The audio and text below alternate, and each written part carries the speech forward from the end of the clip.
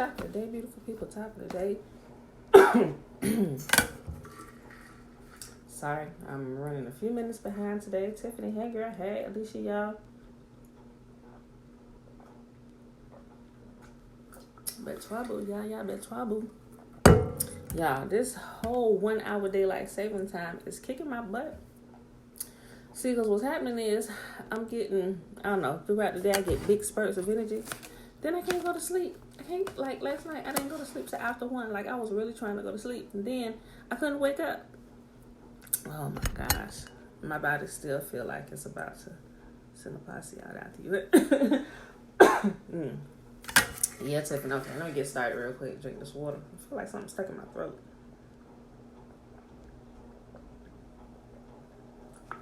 Okay. Whew. Okay.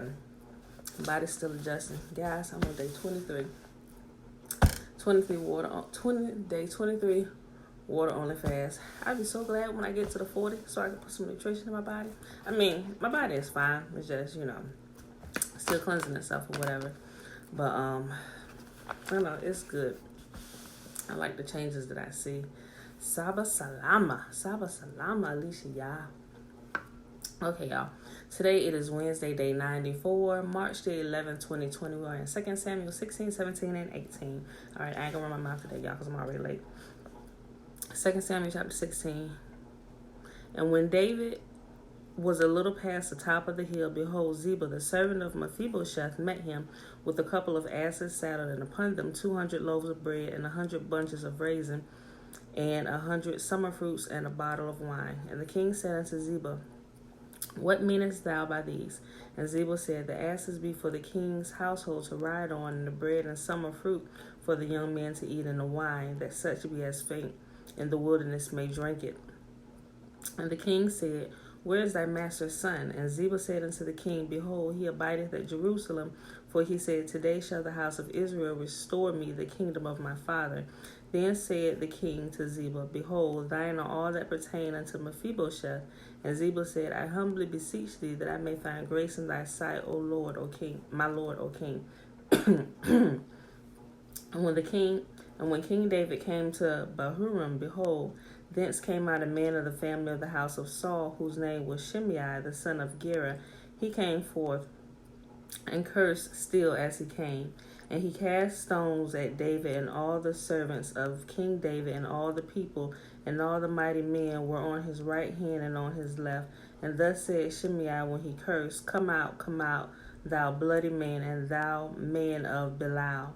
Yahuwah hath returned thee upon all the blood of the house of Saul, in whose stead thou hast reigned.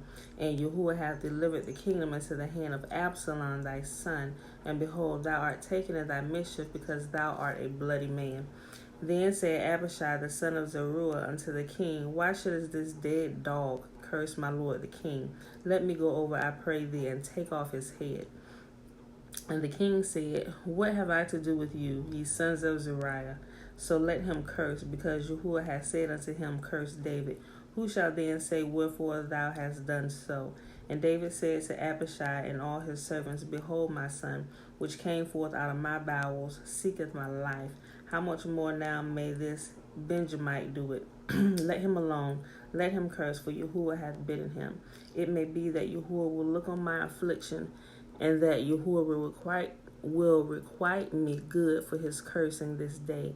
And as David and his men went by the way, Shimei went along on the hillside over against him, and cursed as he went, and threw stones at him, and cast dust. And the king and all the people that were with him became weary, and refreshed themselves there. And Absalom and all the people, the men of Israel, came to Jerusalem, and Ahithophel with him. And it came to pass, when Hushai the Archite, David's friend, was come unto Absalom, that Hushai said unto Absalom, Yah save the king, Yah save the king. And Absalom said to Hushai, Is this thy kindness to thy friend? Why wouldest thou not with thy friend? And Hushai said unto Absalom, Nay, but whom Yahuwah and his people and all the men of Israel choose, his will I be, and with him will I abide. And again, whom should I serve? Should I not serve in the presence of his son? As I have served in thy father's presence, so I will be in thy presence. Then said Absalom to Ahithophel, Give counsel among you what we shall do. And Ahithophel said unto Absalom, Go in unto thy father's concubines, which he hath left to keep the house, and all Israel shall hear that thou art arbiter of thy father. Then the hands of all that are with thee be strong. So they spread Absalom a tent upon the top of the house, and Absalom went in unto his father's concubines in the sight of all of Israel. And the counsel of Ahithophel, which he counseled in those days, was if a man had inquired at the oracle of Yahuwah. So was all the counsel of Ahithophel, both with David and with Absalom. He was giving Absalom some bum advice.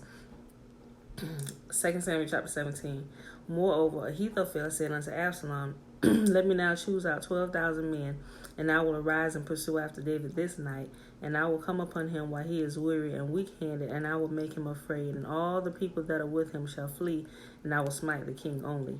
And I will bring back all the people unto thee, and the man whom thou seekest is as if all returned, so all the people shall be in peace.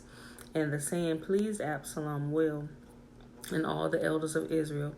Then said Absalom, Call now Hushai the Archite also, and let us hear likewise what he hath said. And when Hushai was come to Absalom, Absalom spake unto him, saying, Ahithophel hath also spoken after this manner. Shall we do after his saying? If not, speak thou. And Hushai said unto Absalom, The counsel that Ahithophel hath given is not good at this time. For said Hushai, Thou knowest that thy father and his men, that they be mighty men, and they be chafed in their minds, as a bear robbed of her whelps in the field. And thy father is a man of war, and will not lodge with the people. Behold, he is hid now in some pit or in some other place. And it will come to pass, when some of them be overthrown at the first, that whosoever heareth it will say, There is a slaughter among the people that follow Absalom. And he also that is valiant, whose heart is as the heart of a lion, shall utterly melt. For all Israel knoweth that thy father is a mighty man, and they which be with him are valiant men. Therefore I counsel that all of Israel be generally gathered unto thee, from Dan even to Beersheba, as the sand that is by the sea for multitude, that thou go to battle with thine own person.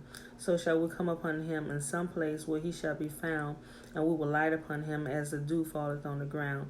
And of him and all the men that are with him there shall not be so much left as one.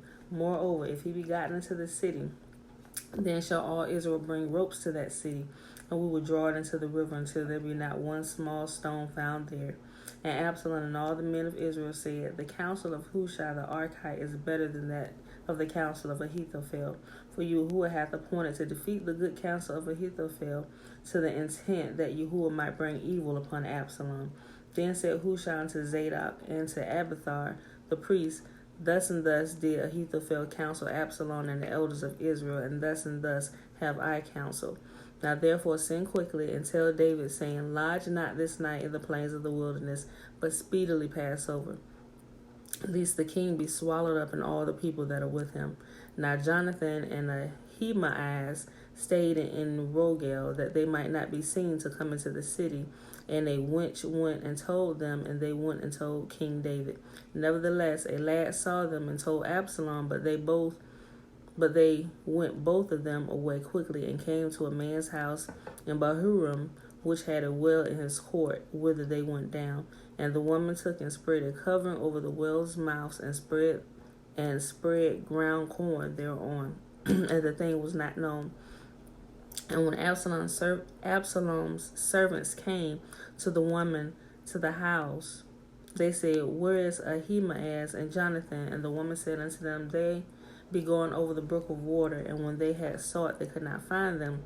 They returned to Jerusalem. And it came to pass, after they were departed, that they came up out of the well, and went and told King David, and said unto David, Arise and pass quickly over the water, for thus hath Ahithophel counsel against you.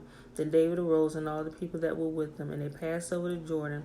By the morning light there lacked not one of them that was not gone over the Jordan.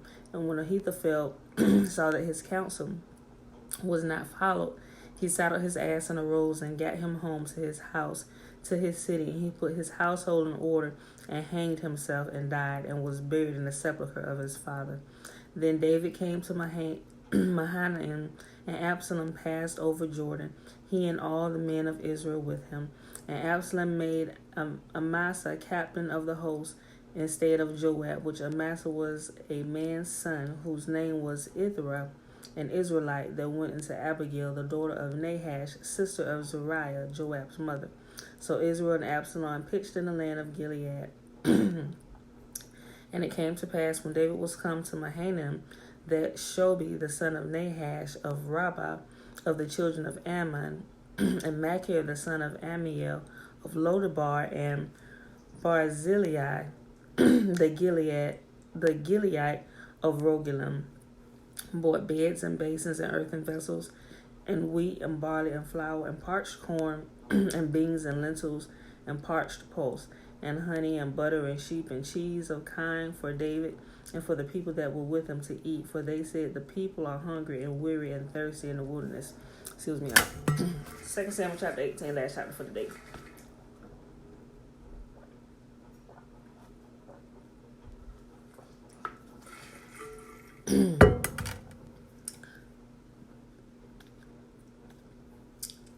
And David numbered the people that were with him, and set captains of thousands and captains of hundreds over them. And David sent forth a third part of the people under the hand of Joab, and a third part under the hand of Abishai the son of Zeruiah, Joab's brother, and a third part under the hand of Ittai the Gittite. And the king said unto the people, I will surely go forth with you, myself also. But the people answered, Thou shalt not go forth, for if we flee away, they will not care for us, neither if half of us die, they will care for us. But now thou art worth 10,000 of us, therefore now it is better that thou secure us out of the city.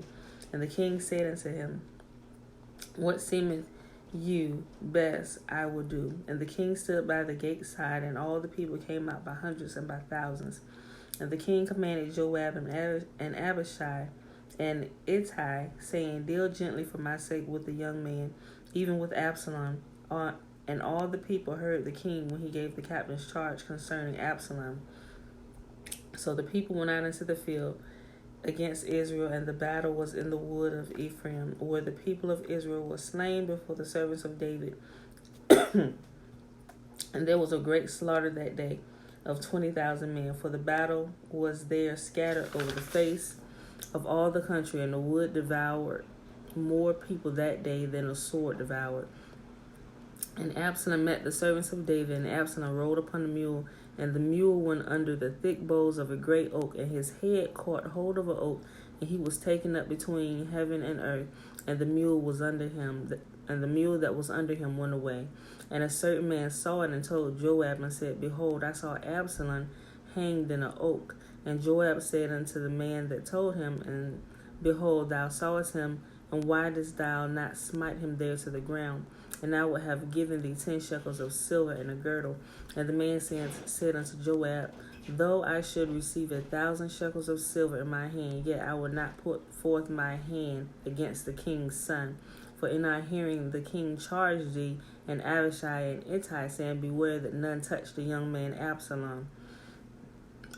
Otherwise I should have wrought falsehood against mine own life. For there is no matter hid from the king, and thou thyself wouldest have set thyself against me.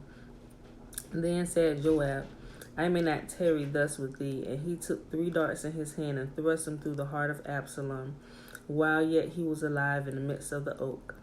And 10 young men that bare Joab's armor compassed about and smote Absalom and slew him. And Joab blew a trumpet, and the people returned from pursuing after Israel, for Joab held back the people. And they took Absalom and cast him into a great pit in the wood, and laid a very great heap of stones upon him. And all of Israel fled, every one to his tent. Now Absalom in his lifetime had taken and reared up for himself a pillar, which is in the king's dale, for he said, I have no son to keep my name in remembrance. And he called the pillar after his own name, and it is called unto this day Absalom's place. Then said Ahimaaz the son of Zadok, Let me now run. and bear the king tidings, how that Yahuwah hath avenged him of his enemies. And Joab said unto him, Thou shalt not bear tidings this day, but thou shalt bear tidings another day. But this day thou shalt bear no tidings, because the king's son is dead. Then said Joab to Cushi, Go tell the king what thou hast seen. And Cushi bowed himself unto Joab and ran. Then said Ahimaaz the son of Zadok yet again to Joab, But howsoever, let me, I pray thee, also run after Cushi.